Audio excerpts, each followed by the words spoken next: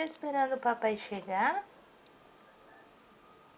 Ele já vai chegar, já é quase 1 hora. Falta 5 minutos. A porta está ali. Você está esperando o papai. Ele já vai chegar. Eu não posso fazer nada se falta 5 minutos. Você está esperando o papai? Cadê o papai? Papai vai chegar. Vai. Papai vai chegar do trabalho, ali na porta. Papai vai chegar. Você gosta do papai? É? Você gosta? Você tava dormindo até agora? Você não tem vergonha na cara, não? Por que você tá com vergonha e tá se escondendo? Ó! Tá resmungando do quê? O papai já vai chegar. Não me morde, não me morde. O pai demora pra chegar e você vem reclamar comigo? Ó, ele que tem que vir aqui na porta, não sou eu. Você não tem paciência de esperar. Ele demora. Tem que esperar. Você gosta do papai? Gosta do Matheus?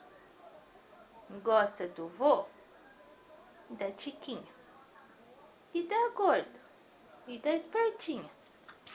Você gosta de todo mundo? É?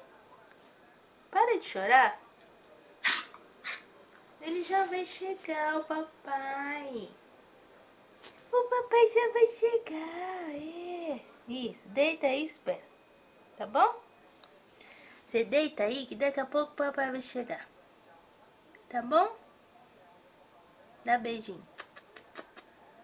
Cadê beijinho da mãe? Cadê? Não chora. É o papai? Não, ainda não. Não é o papai. É o vizinho. Dá tchau pro Matheus. Tchau, Matheus. Eu vou ficar aqui. Para de pular. Eu não vou lá fora. O papai já vai chegar. Para de puxar minha roupa. Ó, Matheus, tá vendo você puxar minha roupa? Para. Ele fica nervoso que o pai demora. Para de me morder. Ó.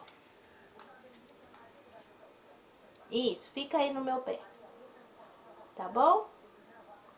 Bye, bye. Bye, bye.